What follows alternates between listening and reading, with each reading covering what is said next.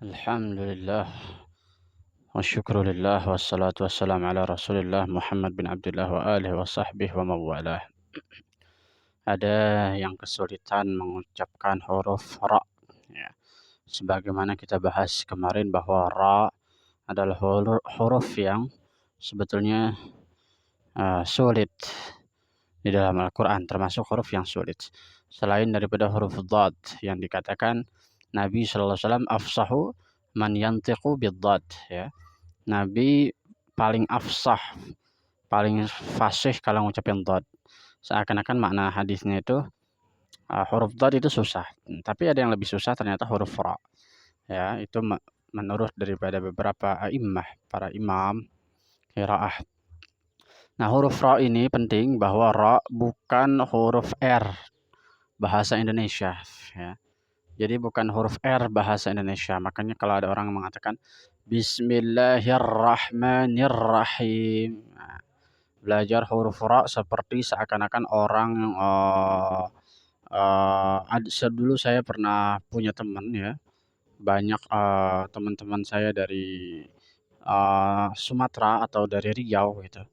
Itu kesulitan untuk mengucapkan huruf R karena memang logatnya R-nya di sana katanya menggunakan tenggorokan R. Jadi R, misalkan ngucapin huruf Bismillahirrahmanirrahim. Jadi pakai tenggorokan R-nya itu. Nah, kemudian ditekankan untuk ngucapin R, R. Nah, itu huruf R bahasa Indonesia. Tapi berbeda dengan huruf ra. Huruf ra itu bukan R bahasa Indonesia. Memang ada kemiripan. Dan di dalam teks Latin memang huruf ra itu menggunakan huruf R, RO, ya, dan tanda kutip jadi ra begitu. Tapi dalam penekanan qiraah itu sama sekali bukan huruf R, yaitu huruf ra.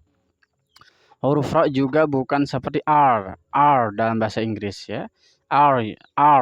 Kalau bahasa Inggris kita belajar misalkan seperti aplikasi yang lagi tren, misalkan aplikasi Cakap atau aplikasi Elsa. Bahasa Inggris tuh halus banget ngucapin R itu bukan R tapi al.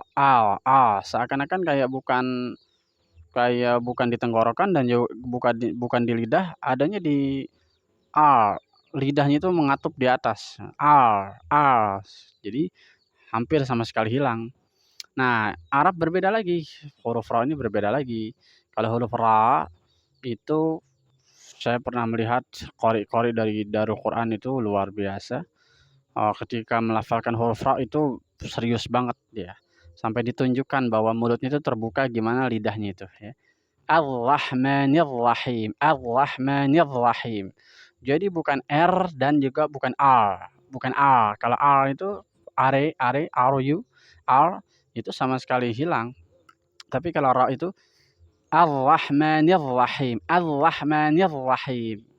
Jadi mulutnya dibuka. Nah, orang-orang kebanyakan ketika mengucapkan huruf ra dan ra-nya itu berharokat fathah atau dhammah, huruf ra itu bibir bawah ke atas.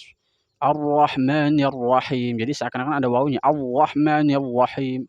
Begitu juga orang azan. Allahu Akbar, Allahu Akbar. Huruf ra, bibir bawahnya ini ke atas. Padahal huruf ra bukan huruf isti'la. Bukan huruf itbaq, bukan huruf berat yang mengharuskan bibir itu ke atas monyong kalau ngucapin, bukan. Jadi kalau ucapin a'udzu billahi minasyaitonir rajim, bukan. Bismillahirrahmanirrahim, bukan sama sekali. Jadi huruf ra itu huruf istifal. Huruf istifal ketika diucapkan harus datar. Sebagaimana kita ucapin R. Nah, begitu. Ra, bukan ra, bukan. Jadi gimana baca bismillah ketika mengucapkan huruf ra? Maka ngucapinnya Bismillahirrahmanirrahim. Bismillahirrahmanirrahim. Ketika kita belajar ini telunjuk ini di sini nih. Kita tahan nih bibir jangan ke atas. Bismillahirrahmanirrahim. Ra. Sama sekali nggak bergerak. Nah, kalau udah biasa enak nggak bergerak sama sekali. Ra. Ra.